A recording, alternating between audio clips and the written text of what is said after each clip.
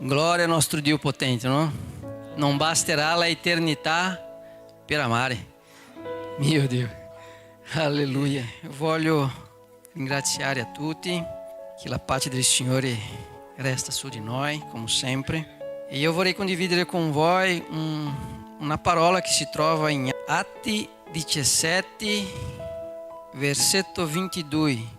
Paolo allora si alzò in mezzo all'Areopago e disse: cittadini ateniesi, io vedo che voi siete persone molto religiose da tutti i punti di vista. Ho percorso la vostra città e ho osservato i vostri monumenti sacri. Ho trovato anche un altare con questa dedica al Dio sconosciuto. Ebbene, io vengo ad annunziarvi questo Dio che voi adorate ma non conoscerete. Questo è una parola che noi stiamo parlando già un po' di tempo, no? A riguardo di intimità con il Signore. È negli studi, è nelle prediche e è una necessità oggi dentro delle chiese. Perché le cose stanno accadendo in fretta e vedo le persone che, come il pastore ha detto l'altra volta, stanno trascurando. E la intimità è qualcosa che farà di noi le persone diverse. Il nostro carattere soltanto è cambiato tramite la intimità con Dio. E noi dobbiamo capire questo, perché questo testo ele ha parlato con me perché parla di un Dio che è adorato ma che loro non lo conoscevano. E la domanda è: il Dio che noi adoriamo veramente conosciamo? Perché a volte io faccio delle domande e le persone mi rispondono come sembrasse che era qualcosa di straordinario la domanda. Ma alla fine Paolo inizia il suo discorso quando arriva a Atena. Lui è passato in Tessalonica e loro hanno calciato via lì dopo 3 settimane. Lui è passato in Berea, anche lì loro hanno cacciato via. E lui si è fermato lì in Atene. Però la cosa che mi colpisce è che in Tessalonica loro hanno ricevuto la sua parola. In Berea loro anche là hanno ricevuto la sua parola. Ma la differenza di Berea è che le persone leggevano e confrontavano quello che Paolo parlava a riguardo delle scritture. Perché loro avevano fame. Loro avevano voglia di conoscere la scrittura, di conoscere la verità che Paolo stava dicendo. E io ho domandato: ma che cosa Paolo pregava? Non c'era la Bibbia, ma c'era i profeti. I profeti che erano lì scritto annunziava di quello che Paolo stava pregando. E quando lui arriva in Atene da solo, perché nel versetto 16 dice mentre Paolo aspettava Sila e Timoteo ad Atene, fremeva dentro di sé nel vedere quella città piena di idoli. E la cosa che mi colpisce è che quando io mi sono convertito io pensavo che idoli era soltanto immagini. Ma oggi noi stiamo criando dei idoli dentro di noi. Può essere anche una macchina, nostro ego, nostro orgoglio. E quando ma qui Paolo stava parlando veramente dei idoli fatti dalle mani degli uomini. E la cosa che io credo che Paolo, quando è arrivato lì, lui tremava per vedere tanti idoli, ma in mezzo a tutto quello Paolo ha trovato uno che non c'era nome, era sconosciuto. Gli studiosi dicono che in quello tempo loro erano talmente così idolatra che hanno trovato, la loro paura era talmente grande di aver dimenticato di un Dio. E ha detto, guarda, facciamo un altare a un Dio sconosciuto, perché forse Lui si arrabbierà con noi. E noi dobbiamo capire che Paolo in quel momento ha detto, ma come posso adorare un Dio che non conosco? Come posso offrire qualcosa a un Dio che non conosco? E forse in tante chiese ci sono le persone che fanno così. Vengono, alzano la mano, gridano, saltano. Ma quando usciamo di qua, come è la nostra vita? Come è la nostra intimità con il Signore? Noi dobbiamo capire che la trasformazione, una volta ho sentito di un predicatore che si chiama Paul Washer, lui ha detto che quando noi abbiamo un incontro con Dio, è come un uomo che scontra un camion. È impossibile restare uguale. E quando noi diciamo che abbiamo avuto un incontro con il Signore, ma il nostro carattere ha un problema, forse ancora noi non conosciamo questo Dio. Ma Lui è qui. E Lui non ha teso la sua mano, Lui ha steso, Lui è presente. Il problema è che noi non abbiamo tempo. Il mondo è frenetico, che dice, è tutto in corsa. E alla fine non ho avuto tempo. Ho fatto tutto. Parlavo con Carlo mentre facevamo il suo trasloco. E ho dato un esempio, ma lui mi ha corretto. A riguardo di c'era una persona talmente buona, meglio di me in tutto. Un esempio. Un padre meglio, un figlio meglio, un marito meglio. Ma lui non c'era Gesù. E io ho detto, mancava Gesù. E lui ha detto, allora mancava tutto. E noi stiamo mettendo il Signore alla fine. Non è io ho Gesù, dopo io sono un buon padre. No, io sono un buon padre. Con quello pensiamo che con le buone opere diventeremo le persone gradite al Signore. E questo non è una verità. La verità è che se io conosco il Signore diventerò una persona migliore. Non è con le opere che faccio. E Paolo, quando segue nel 17, lui dice, nelle sinagoghe invece discuteva con gli ebrei e con i greci, credenti in Dio. E ogni giorno in piazza discuteva con quello che incontrava. Senti, Paolo in Tessalonica, in Berea, in Atene, prima lui si fermava nella sinagoga. Lui parlava con i credenti per vedere quello che loro sapevano.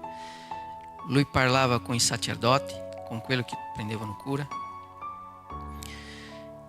E dopo Paolo andava dagli altri. E la cosa interessante è che qui discuteva con quelli che ele incontrava. Que parla di andava in una piazza. Non è una piazza come troviamo oggi. Era un posto dove le persone sagge, noi sappiamo che là c'erano tanti, si trovavano lì per discutere e parlare di cose nuove. Il più grande problema è che nós stiamo sempre cercando cose nuove. Sempre. E dimenticamos le cose che ci porta speranza. Le cose antiche è una base che noi abbiamo, è le radici nella nostra vita. E se noi non prendiamo cura di questo, certamente moriremo. Perché un albero senza radici morirà. Mentre preparavo, è venuto in mente che cosa serve per un albero crescere. E nella mia mente veniva soltanto il Signore portando il sole, la pioggia, ma ci sono minerali sulla terra che dà a quello seme quello che lui serve. Perché ci sono i semi che se io semino in un posto non dà niente, ma se io semino in un altro fruttifica, perché la terra legge il genero del seme e il Signore legge il nostro genero. Forse noi pensiamo che possiamo ingannare il Signore facendo le cose buone, perché quando ho iniziato la mia camminata cristiana, io ho iniziato per forza, nel senso, pela mia ignorância, a cambiare di fora per dentro. E il Signore, Lui è chiaro quando noi cambiamo di dentro per fuori. Allora, in questo periodo della mia vita, ho fatto tante cose sbagliate. Com meu filho, com la mia moglie. Perché? Perché io ero più santo, perché leggevo di più, perché pregavo di più. Il problema è che io stavo rovinando il lavoro dello Spirito Santo sulla mia casa. Quando noi facciamo le cose senza conoscere chi è il Signore e chi Lui vuole da me, è un problema. E la mia vita, da 2009 che mi sono convertito, e è andato piano. Io ho iniziato a leggere libri, la parola, corso, pochi anni fa. E quando io ho iniziato a conoscere il Signore, il pastore ha detto: guarda, hai cambiato, sei cambiato. Perché? Perché noi iniziamo a capire quello che il Signore vuole da noi. Noi iniziamo a capire quello che io posso chiedere a Lui. Perché il problema è che noi stiamo vivendo una vita lineare. Noi siamo in un punto A, vogliamo arrivare a un punto B. In mezzo ci sono delle regole per arrivare. E questo, la religiosità è classica per fare con la nostra vita. Perché se io inizio a jejuare, pregare, a leggere la Bibbia, il Signore mi benedirà. La mia vita sarà una benedizione. La mia vita con la mia moglie, con mio figlio, la mia famiglia, il mio lavoro, tutto sarà una benedizione. Noi abbiamo dimenticato una cosa: il Signore già ci ha benedetto. Noi non abbiamo di regole. Noi non abbiamo regole. Noi abbiamo Cristo. Cristo in me è speranza da gloria. Perché quando io inizio a guardare la mia vita, io inizio a vedere tanti sbagli che ho commesso. E io cerco esigere più di me e meno degli altri. Perché quello che il Signore richiede da me è per me. Io non posso sovrapporre gli altri. Io devo aiutare gli altri. Io devo stare insieme agli altri.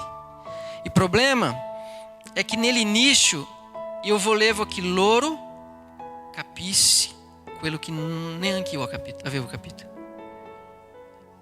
È da ridere, sorella. Io pensavo che avevo capito.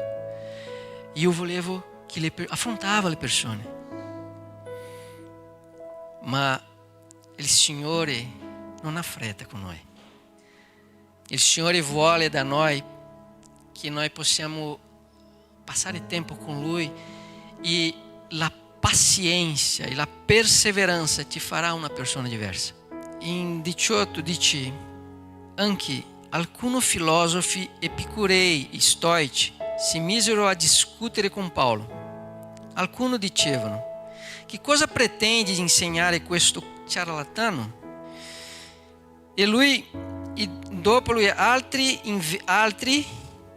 uno chiamavano di ciarlatano, altri invece sentivano che annunziava Gesù e la resurrezione osservavano.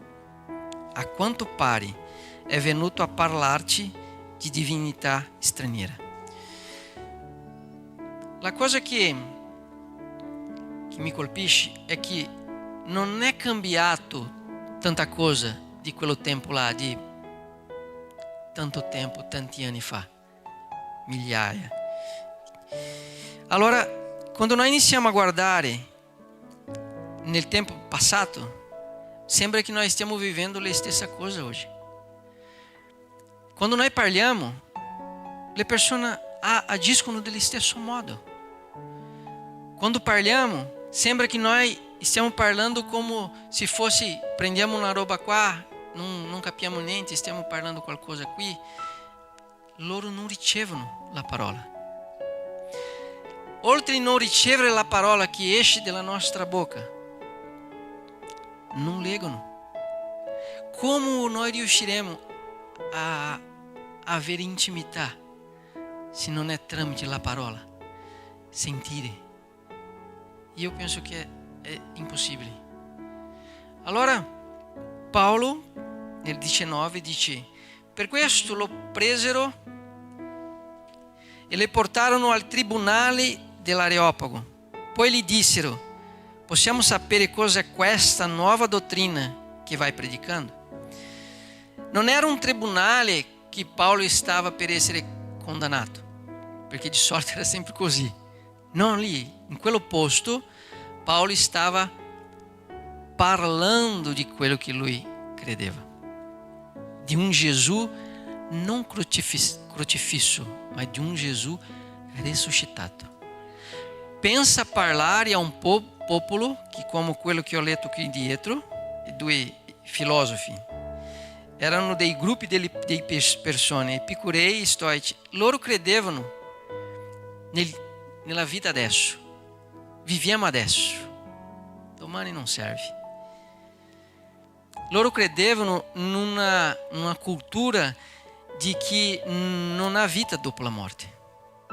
Altri credevano nella natura. Allora, immagina Paolo parlando di un assunto che loro non credevano. Come riusciamo a mettere na testa di una persona che già ha una base fondamentata? La conoscenza. Loro conoscevano la scienza, la conoscenza umana. Loro sapevano, loro volevano cose nuove, ma quando arrivava le cose così, come Paolo stava parlando, era qualcosa che non mi serve, non credo. È diverso di oggi.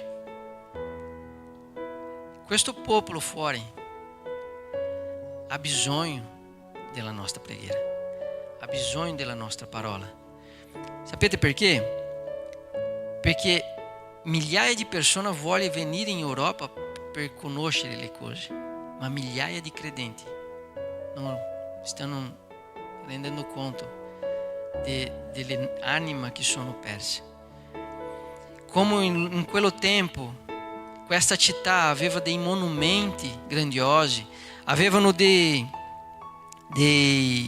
maestri, università, era una città di negozi, era una grande potência.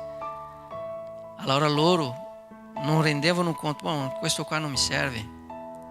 Il problema è che le persone oggi hanno tutto ciò che il mondo può darti, ma non hanno Cristo, non hanno niente. Se il Signore mi porta oggi come quello che ha seminato tanto, ha buttato per terra un campanone, ha messo un altro, ha messo tutto dentro, adesso anima mia, adesso mangia e beve.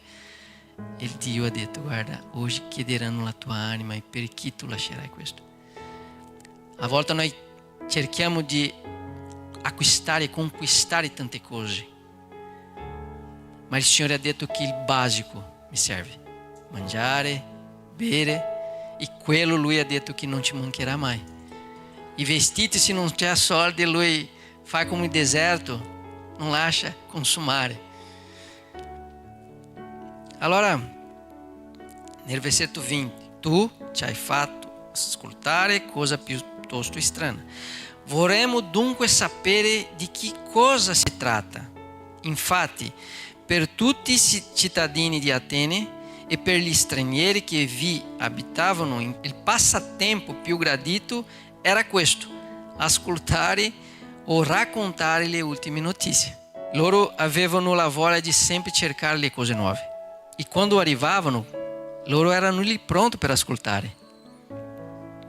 E le cose che Paolo stava parlando qui è cosa spirituale. E la Bibbia dice: se non è nell'spirito, è un problema per ricevere. E quando arriviamo al punto della nostra lettura, quando Paolo si alzò in mezzo a quello popolo, parlando di un Gesù che è morto al posto mio, ma nel terzo giorno Dio ha risuscitato lui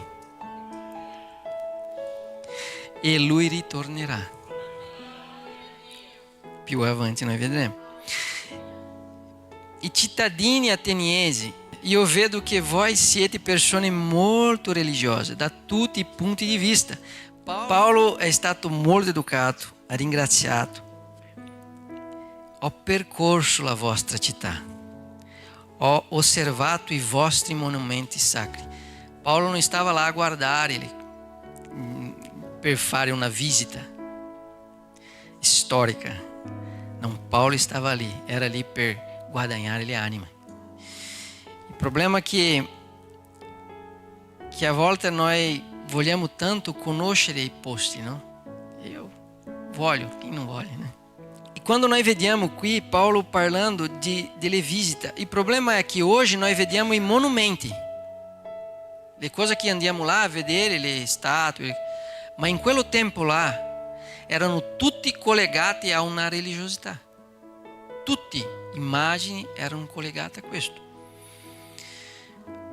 Però lui ha detto, ho trovato un Dio sconosciuto, una dedica.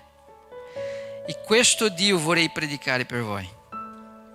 Allora, Ele è colui che ha fatto il mondo e tutto quello che esso contiene. Ele è il Signore del cielo e della terra e non abita in templi costruiti dagli uomini. Senti, lui stava parlando a un popolo pieno di templi. E lui stava dicendo che il Dio che loro non conoscevano non ci sta in un tempio. Però non è piccolo abbastanza o grande abbastanza per sostenere la mia vita e sostenere la tua vita. Lui non è lontano come loro pensavano. Loro pensavano e credevano in un Dio, in vari dei, dove loro erano lontano da lui, da loro, e loro non potevano fare niente. Erano i propri ateniesi che dovevano fare qualcosa per loro. Ma Paolo dice così: questo Dio che predico non è simile a questi, perché lui ha creato tutte le cose e loro non credevano in questo. A loro è come oggi tu entri in una università, loro credono che noi ancora stiamo venendo di una scimmia o nella esplosione, e noi vediamo a complessità di un essere umano, del nostro cervello, del nostro corpo. E Dio santo, hai più fede di me di chi credo nella parola. Un giorno ho detto a uno, guarda, credere in questo è la stessa cosa. Se eu entro in un posto pieno di orologi distrutti, metto una bomba, esco via, quello esplode e dà un tratto, quando torno è tutto a posto, tutto funzionando, questa è la tua teoria. Invece il Signore ha creato tutte le cose, ha formato la nostra vita. E lui continua: non si fa servire dagli uomini come se avesse bisogno di qualcosa, anzi è lui che dà a tutti la vita, il respiro e tutto il resto. È come lui stava dicendo: io tante volte vedo, ascolto le persone orgogliosi al punto di dire che quello che loro stanno facendo la persona diventa orgogliosa per quello che lui fa. Il problema è che non sono io che sirvo a Dio, è come se lui mi servisse, perché ha provato a dare un regalo a una persona che ha tutto. Qualcuno ha cercato di portare un regalo a una persona che c'ha tutto già. Che cosa no? Ah, c'è questo, lui c'è quello, lui c'è quello. È il Signore, è Lui che mi dà. Quando Lui ha formato la terra, ha creato tutte le cose, ha messo l'uomo dopo. Sfrutta, mangia, beve, fai quello che vuoi. E noi pensiamo che con la nostra opera il Signore resterà più contento con noi. No, Lui vuole la nostra intimità. E quando noi iniziamo a conoscere a Lui, iniziamo a fare quello che Lui vuole, non quello che vogliamo noi. Ci sono le persone che vogliono essere qua, io voglio essere lì. Io dico sempre ai pastori, il pastore ogni tanto mi dà questa opportunità e io sono felice, perché io credo che la parola non tornerà mai vuota. E noi dobbiamo capire anche che Lui dà, vede che anzi è Lui che dà a vita. Noi abbiamo una grazia, un regalo del Signore che è la nostra vita. Immagina come noi siamo ingrati al Signore. Noi abbiamo un corpo perfetto, abbiamo salute, abbiamo una famiglia. Io non riesco a pregare il Signore che ho un problema. Non ho un problema. E quello che viene è per fare con che io diventi più forte. Non è, Signore, perché, è per cosa. Quello che il Signore vuole che faccia. Dove è il problema che devo migliorare nella mia vita? Come un padre, come un marito. La nostra vita è piena di opportunità. Noi dobbiamo soltanto capire quello che il Signore vuole fare con la nostra vita. In 26 dice così: da un solo uomo, questo qua è pazzia, fratelli. Dio parlando a un popolo che era orgoglioso veramente di quello che loro erano, come un paese, come una cultura. Bravo. Da un solo uomo Dio ha fatto discendere tutti i popoli. Loro pensavano di essere migliori delle persone, degli altri. E Paolo sta distruggendo la loro teoria con questi argomenti. Come Dio ha creato tutte le cose, come Dio con un uomo solo ha fatto tutte le nazioni. E lì ha fatti abitare su tutta la terra, ha stabilito per loro i periodi delle stagioni e i confini dei territori da loro abitati. Dio ha fatto tutto questo perché gli uomini lo cerchino e si sforzino di trovarlo. A volte noi diciamo che non abbiamo tempo. E qui dice che noi dobbiamo sforzarsi. Il Signore è come un tesoro nascosto in un campo. Il Signore è una fontana inesgotabile di conoscenza, di allegria, di piacere. Il problema è che noi stiamo cercando in altre cose, in altro posto. Purtroppo non troveremo. Troveremo sì qualcosa che ti farà anestesiare il suo ego, ma la vera gioia non troverà se non è in Cristo. E lui dice che si sforzano di trovarlo, anche a tentoni e tocchi, per poterlo incontrare. In realtà Dio non è lontano da ciascuno di noi. Loro pensavano che Dio era là e loro qua. E Paolo dice: Lui abita in me. Fratello, questo qui è pazzia per loro. um Dio que é lontano, que não está num templo, mas habita em um ser humano.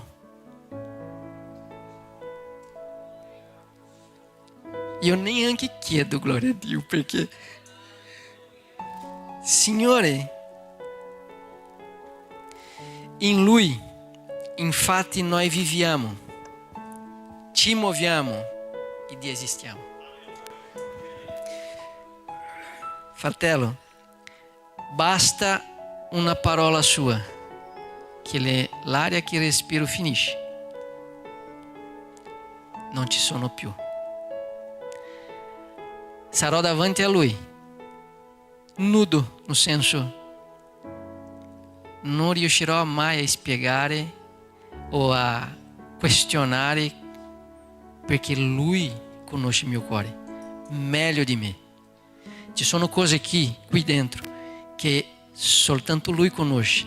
Io conoscerò forse in qualsiasi problema che succederà nella mia vita.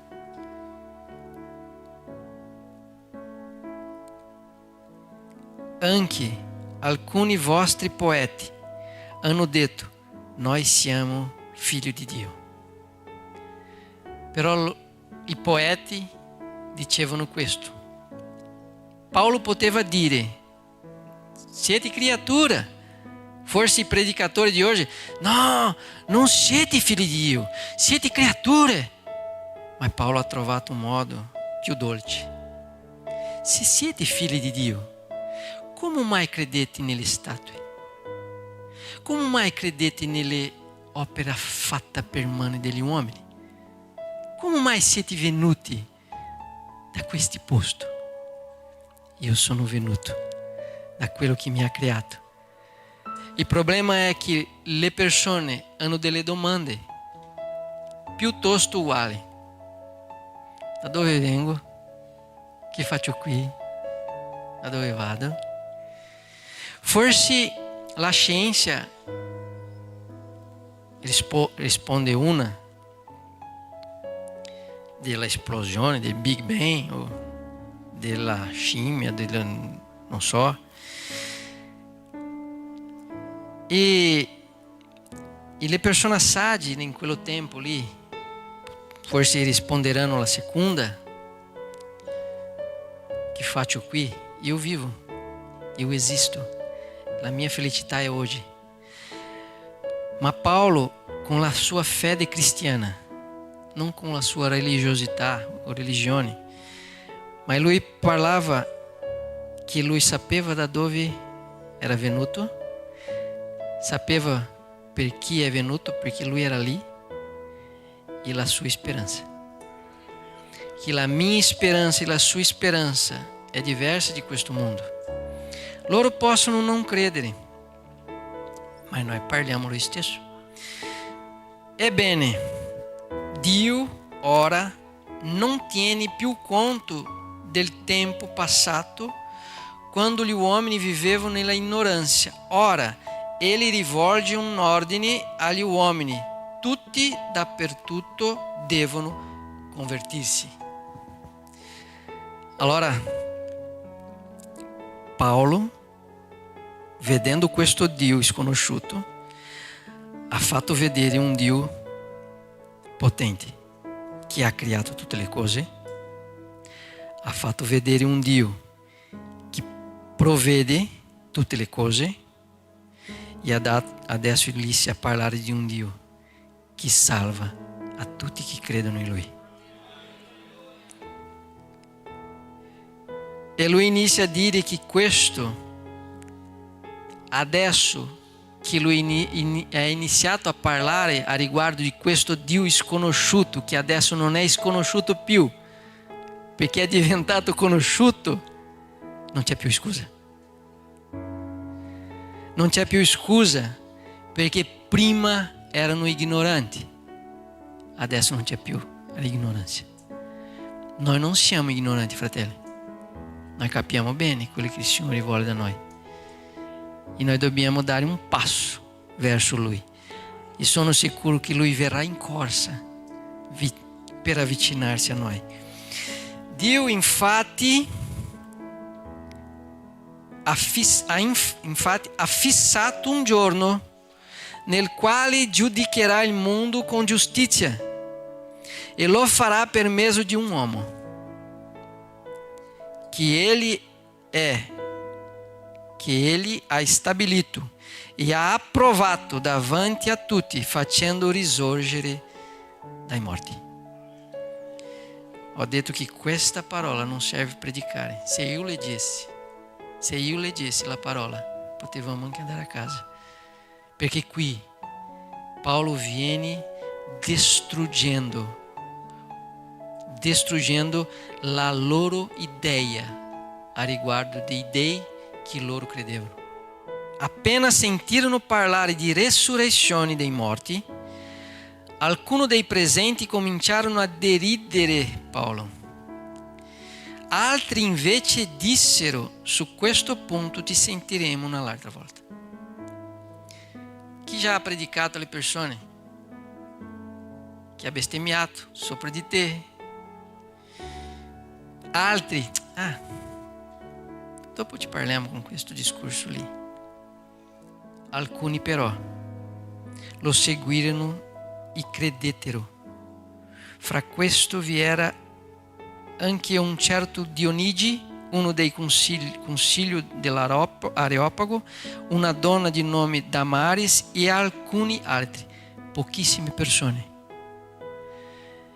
Io spero che dopo che Paolo se n'è andato, queste persone potesse parlare ancora di più, hanno potuto parlare un po' di più per del Signore, affinché più persone. Però un più grande sbaglio che forse commettiamo è dire che in questa venuta di Paolo non ha guadagnato tante anime, perché la loro predica, fratello, quello che ho letto qui, quello che Paolo predicava in qualsiasi posto. La differenza è che loro hanno ascoltato, non hanno calciato via Paolo, ma i pochi anime valgono di più che il mondo intero. Un'anima. Allora non è stato perso il suo tempo. Paolo non era preoccupato con quello che loro pensavano o quello che loro ascoltavano. Il compito di Paolo è parlare. Il mio compito è parlare. E quello che il Signore ha parlato è come se... Provo a spiegarti qui. Il Signore mi dice così: non ha neanche una parola che esce dalla mia bocca di qualsiasi persona che il Signore non farà arrivare nel posto giusto. Neanche una. Il problema è che il compito di fare crescere è suo, non mio. E la volta io vorrei che le persone crescano veloce. E non è così. Non è il mio tempo. Ci ho voluto un bel po' di tempo affinché io potessi crescere qualcosa o capire qualcosa. E oggi vedo tutte le cose diversamente, veramente diversamente. Paolo ha parlato di un argomento qui che veramente per le persone che hanno capito, forse hanno andato a casa e lo Spirito Santo sono sicuro che ha parlato al loro cuore. Perché Paolo ha distrutto com um argumento sólido, com qualcosa de diverso, ma com fundamento. Perché una persona non parla una cosa se non c'è Dio dentro di lui. Noi parliamo di un incontro con il Signore, però nel dobbiamo capire così.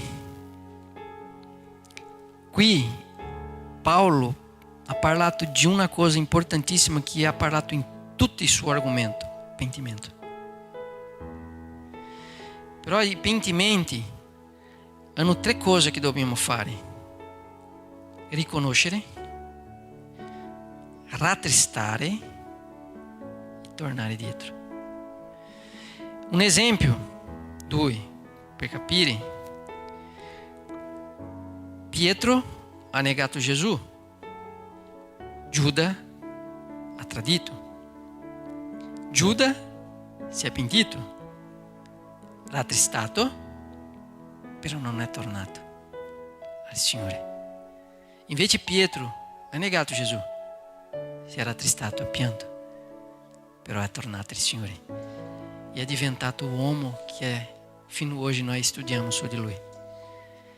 Anche te, se noi guardiamo questo testo qua, io vorrei chiudere questa parola dicendo a voi come è importante prendere un tempo della nostra vita, principalmente se è presto, affinché noi possiamo avere più intimità con il Signore, conoscere Lui.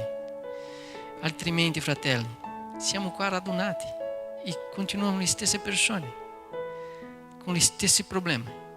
E se noi non facciamo questo, non è per noi, è affinché il suo nome sia glorificato tramite la nostra vita. A volte io penso che estou facendo qualcosa per migliorare na minha vita. Não. É affinché Lui possa essere visto tramite la mia vita. È solo questo. Amém, fratelli?